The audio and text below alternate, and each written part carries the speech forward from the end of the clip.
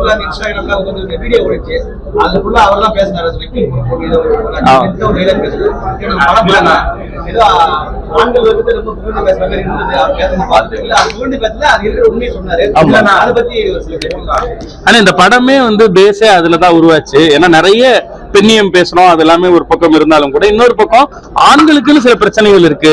இங்க அவங்களுடைய ஆழ்வாழ்வை யாருமே இன்னும் பேசல அப்படிங்கிற பேஸ்ல எடுக்கப்பட்ட படம் தான் இது ஆரம்பத்துல இருந்து. ஆனா அதை பேலன்ஸ்டா சொல்லியிருக்கோம். நீங்க தியேட்டர்ல பாத்தீங்கன்னா 50% பசங்க 50% பொண்ணுங்க இருக்காங்க. அவங்களும் அதை அக்செப்ட் பண்ணிக்கிறாங்க. நாங்க போற இடத்துல எல்லாம் அவங்க நல்லா ஜாலியா அதை வரவேற்கிறாங்க. அப்படிதான் சொல்லியிருக்கோம். பட் முதல் முறையா ஆண்களுடைய பிரச்சனையை பேசுறதுக்கான படமா தான் இது. அது முதல் முறையா ஆண்களோட பிரச்சனை இதுதான் சொல்லும் போது பெண்களும் அதை ஒத்துக்கிற மாதிரி ஒரு படம். அதுதான் முதல் முறை. சில படங்கள்லாம் ஒரு படம் போயிருக்கு. ஆனா நீங்க வந்து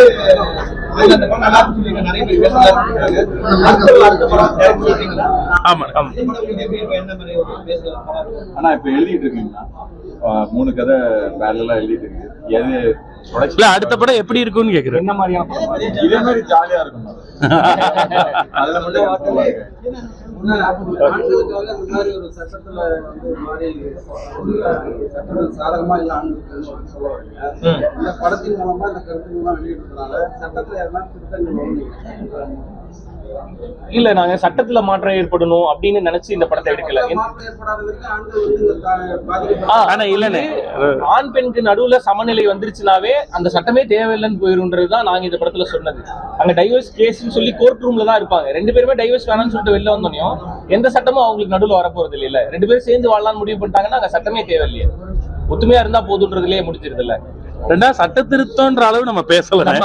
ஏன்னா சட்டங்கள் பாதுகாப்புக்காக, பெண்களின் பாதுகாப்புக்காக தான் போடப்பட்டிருக்கு.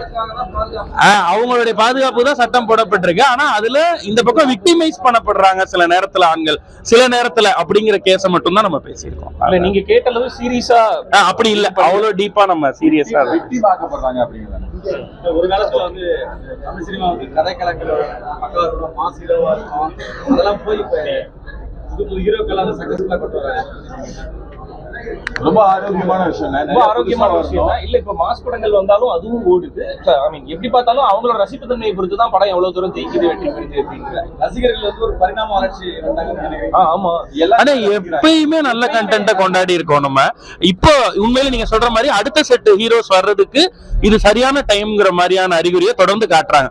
இப்போ ரியோக்கு கொடுக்குற ஆதரவுன்றது இருக்குல்ல, அது வந்து அடுத்த செட்டுக்கான ஒரு பெரிய ஓப்பனிங்கா தான் பாக்குறோம். நல்லா இருக்குண்ணே, சந்தோஷமா இருக்கு. அதை வரவேற்பை பார்க்கும்போது சந்தோஷமா இருக்கு.